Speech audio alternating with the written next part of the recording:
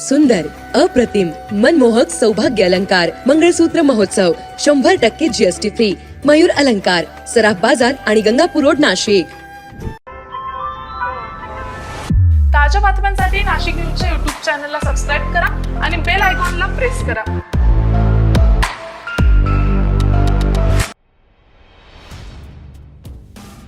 चारित्र्याचा संशय घेत पत्नीवर कोयत्याचे वार करून तिची हत्या करण्यात आल्याचा धक्कादायक प्रकार सातपूर परिसरातील राजवाडा भागात घडलेला आहे.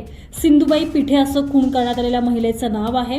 पोलिसांनी दिलेल्या माहितीनुसार पतीसोबत पटत नसताना 1.5 वर्षांपूर्वी सिंधुबाई मुलासोबत सातपूर राजवाडा येथे खोली घेऊन राहत होत्या. त्यांचा मुलगा औद्योगिक वसाहतीत एका खासगी कंपनीत काम करतो.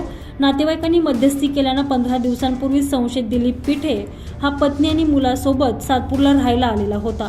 पत्नीवर सातत्यानं संशय घेण्याच्या कारणावरून गुरुवारी रात्री पती पत्नीत वाद झाला. त्यामुळे संतप्त झालेल्या दिलीपनं सिंधुबाईच्या मानेवर कोयत्यानं वार केले. कोयत्याचा वार एवढा भयानक होता की सिंधुबाई यांची मान धडापासून वेगळी होण्यासाठी केवळ 1 इंच बाकी राहिली होती. दिलीप पिठे याच्यावर यापूर्वी देखील खुनाचा गुन्हा दाखल असून त्यांना 7 वर्षाची शिक्षा भोगलेली असल्याची माहिती त्याच्या मुलानं पोलिसांना दिलेली आहे.